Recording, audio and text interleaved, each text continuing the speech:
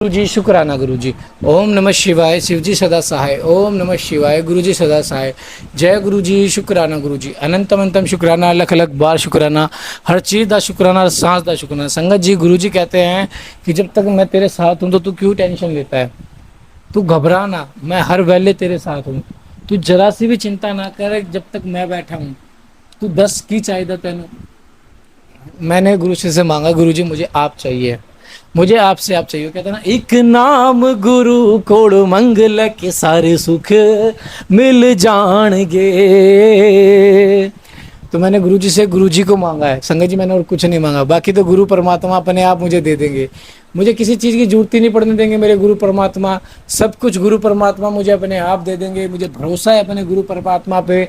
जब मुश्किल घड़ी में सब ने साथ छोड़ा था तो उसी परमात्मा ने साथ दिया। अभी मेरे को गुरुपा ने इतनी बड़ी मुश्किल से निकाला है और इस लायक बनाया है कि मैं अकेले अपने पूरे परिवार की जिम्मेवारी उठा सकता हूँ। मेरे गुरु महाराज, आपने इस लायक बना दिया, तो आपका बहुत बहुत धन्यवाद है, बहुत बहुत धन्यवाद है मेरे गुरु महाराज। आपका बहुत बहुत शुक्राना गुरु महाराज, आपका बहुत बहुत शुक्राना, आपका बहुत बहुत शुक्राना, लख लख शुक्राना, हर चीज़ का शुक्राना, हर सांस का शुक्राना। संगत जी, गुरुपा कहते हैं बहुत बहुत भाग्यशाली हो जो तुम जुड़े हो। और गुरुपा की 7 तारीख को लंगर सेवा करने का मौका मिल रहा है। संगत जी, लाखों संगत भीड़ में है कि उन्हें इस मौका नहीं मिल रहा, लेकिन आप हमारे साथ जुड़े हो। जो जो हमारे गुरुजी चैनल गुरुजी ब्लेसिंग 777 से जुड़े हुए हैं, उन्हें लंगर सेवा करने का मौका मिला है। संगत जी, लाखों संगत जुड़ी कोशिश कर रही है। कोई संगत का पता नहीं चल पाता कि इन संगत ने सेवा करी, लेकिन गुरु के दरबार में आप संगत सेवा करोगे तो कितनी बड़ी बात है। संगत जी, गुरु ने आपकी सेवा स्वीकार किया है और गुरु आपकी सेवा से, देखो बड़े मंदिर लोग बाग जाते हैं, वहाँ पे दान पुण्य दे के आते हैं। आपकी बात मत जायज है, सभी संगत की बात जायज है। लेकिन संगत जी, बड़े मंदिर में क्या ऐसे लोग जाते हैं कि जिनके पास एक वक्त का खाने की रोटी ना हो? नहीं, बड़े मंदिर में वो लोग जाते हैं जिन्हें गुरुजी इस लायक समझते हैं कि वो दान दे के जाए ताकि भूखों का पेट भर सके। गुरुपा ने लंगर सेवा क्यों शुरू कराई है? ताकि हम भूखों का पेट भर सके। और जो गुरुजी का अमृत है लंगर सेवा, लंगर जिसे गुरुजी के हम दवाई मान कहते हैं, जो कि दवाई है, उस लंगर को हम उन गरीबों में बांटेंगे जिन गरीबों को एक वक्त की रोटी नहीं मिलती, जो बीमार चल रहे हैं।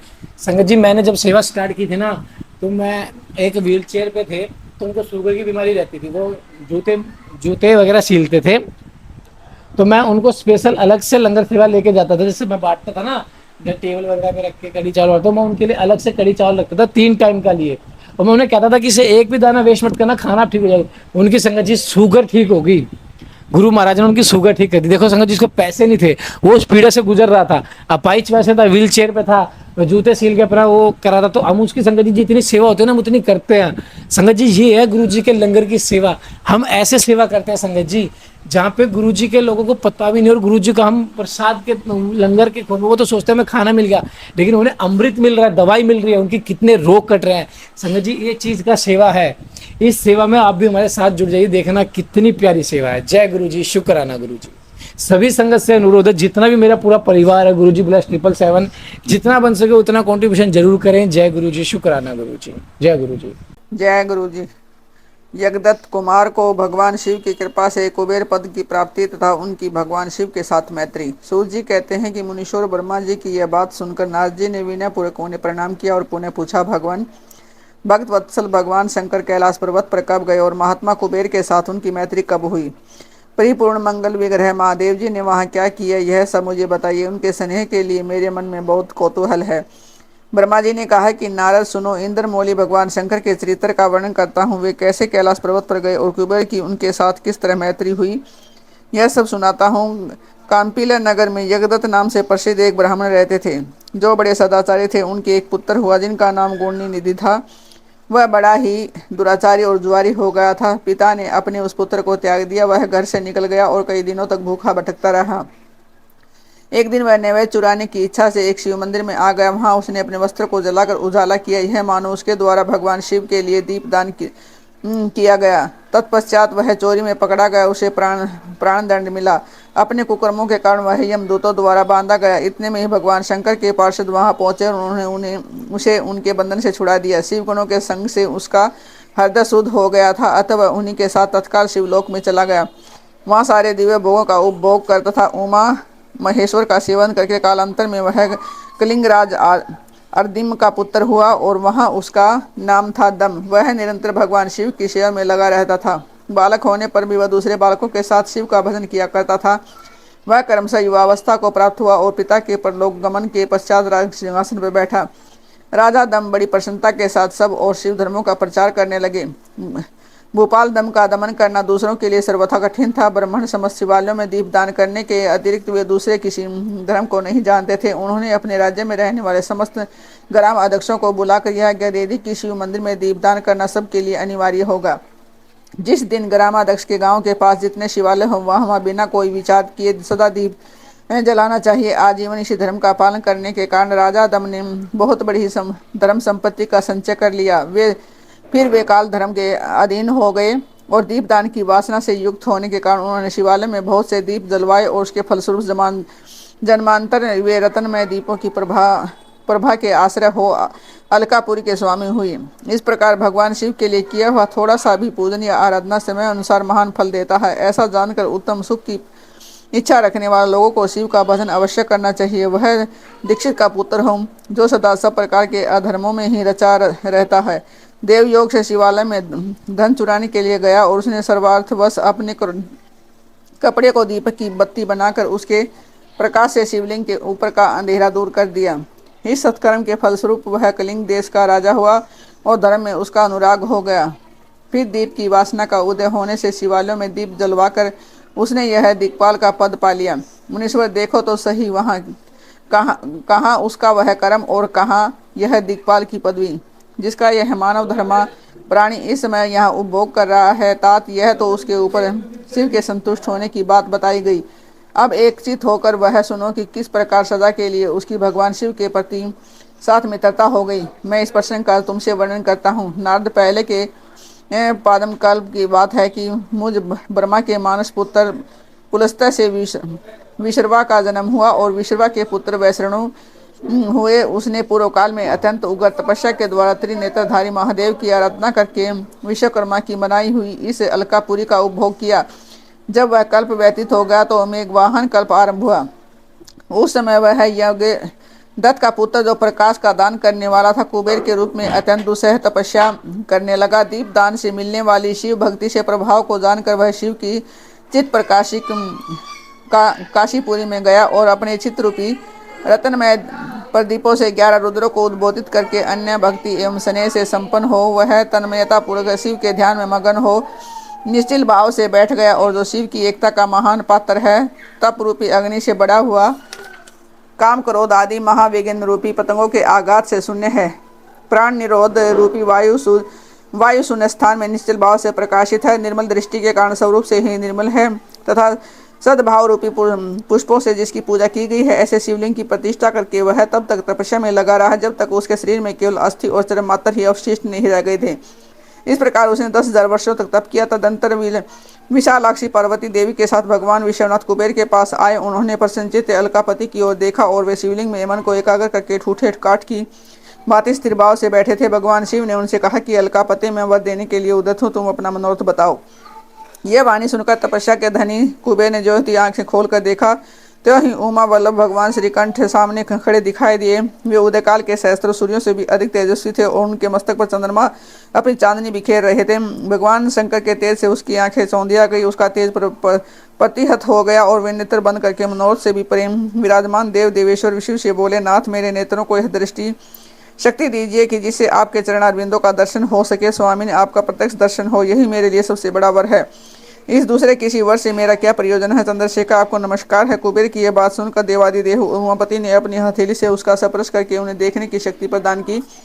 दृष्टि शक्ति मिल जाने पर यज्ञदत्त के उस पुत्र ने आंखें फाड़ फाड़ कर उन्हें पहले उमा की ओर देखना आरंभ किया। फिर मन ही मन सोचते लगा, भगवान शंकर के समीप यह है सर्वांग सुंदरी कौन है जिनसे कौन सा ऐसा तप किया है जो मेरी भी तपस्या से बढ़ गया है। यह रूप, वह प्रेम, वह सौभाग्य और असीम शोभा सभी अद्भुत है। वह ब्राह्मण कुमार बार बार यही कहने लगा कि जब बार बार यही कहता हुआ वह क्रूर दृष्टि से उनकी ओर देखने लगा तब वामा के अवलोकन से उनकी बाईं आंख फूट गई। तदंतर देवी पार्वती ने महादेव जी से कहा कि प्रभु यह दुष्ट स्वामी बार बार मेरी ओर देखकर क्या बक रहा है, आप मेरी तपस्या के तेज को प्रकट कीजिए। देव की यह बात सुनकर भगवान शिव ने हंसते हुए उनसे कहा कि उमेर तुम्हारा पुत्र है, यह तुम्हें क्रूर दृष्टि से नहीं देखता, अपितु तुम्हारी तप संपत्ति का वर्णन कर रहा है। देवी से ऐसा कहकर भगवान शिव पुनः उस ब्राह्मण कुमार से बोले, वत्स मैं तुम्हारी तपस्या से संतुष्ट होकर तुम्हें वर देता हूँ, तुम निधियों के स्वामी और गुहों के राजा ही हो जाओ। सुव्रत यक्षों किन्नरों और राजाओं के भी राजा होकर पुण्यजनों के पालक और सबके लिए धन के दाता बनो। मेरे साथ तुम्हारी सदा मैत्री बनी रहेगी और मैं नित्य तुम्हारे निकट निवास करूंगा। मैं मित्र, तुम्हारी प्रीति बढ़ाने के लिए मैं अलका के पास ही रहूंगा। आओ इन उमा देवी के चरणों में साष्टांग प्रणाम को, क्योंकि ये तुम्हारी माता है। माँ भक्त यज्ञदत्त कुमार, तुम अत्यंत प्रसन्नचित से इनके चरणों में गिर जाओ। ब्रह्मा जी कहते हैं कि नारद, इस प्रकार वर देकर भगवान शिव ने पार्वती देवी से फिर कहा कि देवेश्वरी, इस पर कृपा करो, तपस्वी तुम्हारा पुत्र है। भगवान शंकर का कथन सुनकर जगदम्बा पार्वती ने प्रसन्नचित हो यज्ञदत्त कुमार से कहा कि वत्स, भगवान शिव में तुम्हारी सदा निर्मल भक्ति बनी रहे। तुम्हारी बाईं आंख तो फूट ही गई है, इसलिए एक ही पिंगल नेत्र से युक्त रहो। महादेव जी ने जो वर दिए हैं वे सब उसी रूप में तुम्हें सुलभ हो। बेटा, मेरे रूप के प्रति ईर्ष्या करने के कारण तुम कुबेर नाम से प्रसिद्ध होगे। इस प्रकार कुबेर को वर देकर भगवान महेश्वर पार्वती देवी के साथ अपने विश्वेश्वर धाम में चले गए। इस तरह कुबेर ने भगवान शंकर की मैत्री प्राप्त की और अलकापुरी के पास जो कैलाश पर्वत है वह भगवान शंकर का निवास हो गया। भगवान शिव का कैलाश पर्वत पर गमन था सृष्टि खंड का उपसंहार। ब्रह्मा जी कहते हैं कि नारद मुनि कुबेर के तपोबल से भगवान शिव का जिस प्रकार पर्वत श्रेष्ठ कैलाश पर शुभ आगमन हुआ है, वह प्रसंग सुनो। कुबेर को वर देने वाले विश्वेश्वर शिव इस जब उन्हें निधिपति होने का वर देकर अपने उत्तम स्थान को चले गए, तब उन्होंने मन ही मन यह प्रसन्न इस प्रकार विचार किया, ब्रह्मा जी के ललाट से जिनका प्रादुर्भाव हुआ तथा जो प्रलय का कार्य संभालते हैं वे रुद्र मेरे पूर्ण स्वरूप हैं, अतः उन्हीं के रूप में गुहिकों के निवास स्थान है कैलाश पर्वत को जाऊंगा। उन्हीं के रूप में मैं कुबेर का मित्र बनकर उसी पर्वत पर विलास पूर्वक और बड़ा भारी तप करूंगा। शिव की इस इच्छा का चिंतन करके रुद्रदेव ने कैलाश जाने के लिए उत्सुक डमरू बजाया। डमरू की यह ध्वनि जो उत्साह बढ़ाने वाली थी तीनों लोकों में व्याप्त हो गई। उसका विचित्र एवं गंभीर शब्द आह्वान की गति से युक्त था, सुनने वाले को अपने पास आने के लिए प्रेरणा दे रहा था। इस ध्वनि को सुनकर मैं तथा श्री विष्णु आदि सभी देवता, ऋषि, मूर्तिमान, आगम निगम और सिद्ध वहाँ आ पहुँचे। देवता और असुर आदि सब लोग बड़े उत्साह से भरकर वहाँ आए। भगवान शिव के समस्त पार्षद तथा सर्वलोक वंदित महाभाग गणपाल जहाँ कहीं भी थे वहाँ से आ गए। इतना कहकर ब्रह्मा जी ने कहा कि वहाँ आए गणपालों का नाम उल्लेख पूर्वक विस्तृत पर परिचय दिया। फिर इस प्रकार कहना आरंभ किया कि वे बोले, जहाँ असंख्य महाबली गणपाल पधारे में सबके सब शस्त्र भुजाओं से युक्त थे और मस्त पर लग जटा का ही मुक्त धारण किए हुए थे। सभी चंद्रचूड़, नीलकंठ और त्रिलोचन थे। हार कुंडल के तथा मुकुट आदि से अलंकृत थे। वे मेरे श्री विष्णु के तथा इंद्र के समान तेजस्वी जान पड़ते थे। अणिमा आदि आठों सीढ़ियों से गिरे तथा करोड़ों सूर्यों के समान उद्भाषित हो रहे थे। उस समय भगवान शिव ने विश्वकर्मा को उस पर्वत पर निवास स्थान बनाने की आज्ञा दी।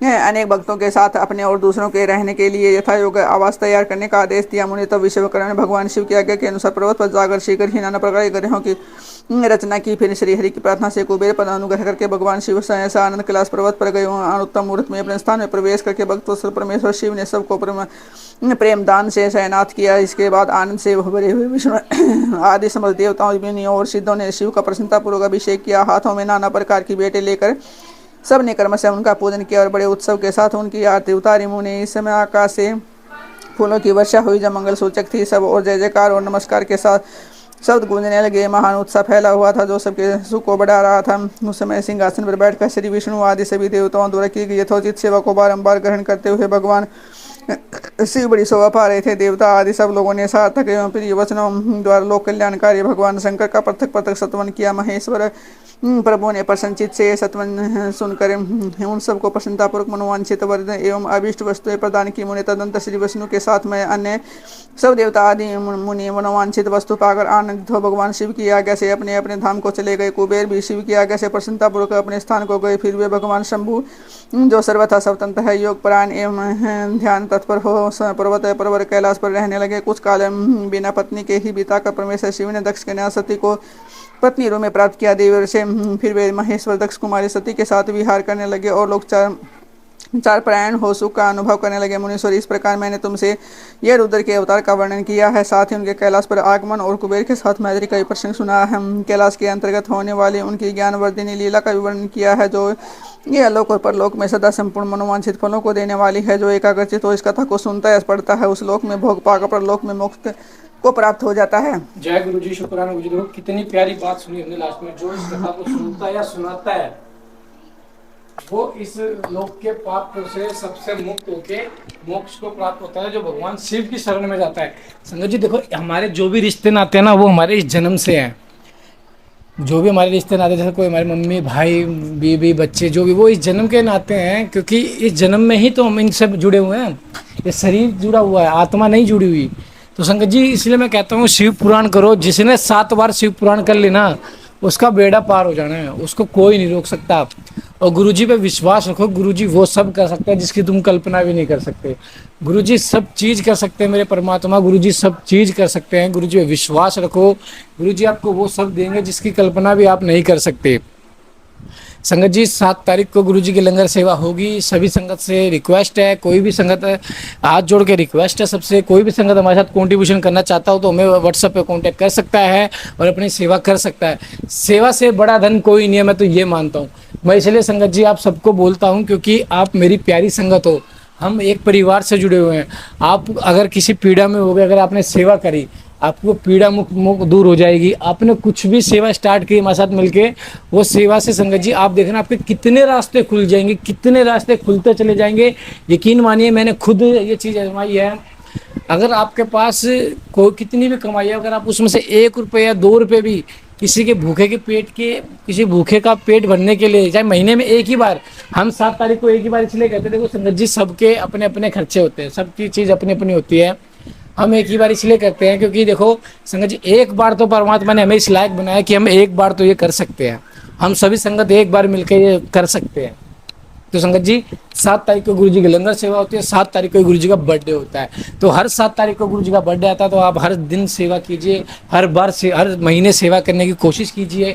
जय गुरुजी, शुक्राना गुरुजी। ओम नमः शिवाय। शिवजी सदा साई। ओम नमः शिवाय। गुरुजी सदा साई। जय गुरुजी।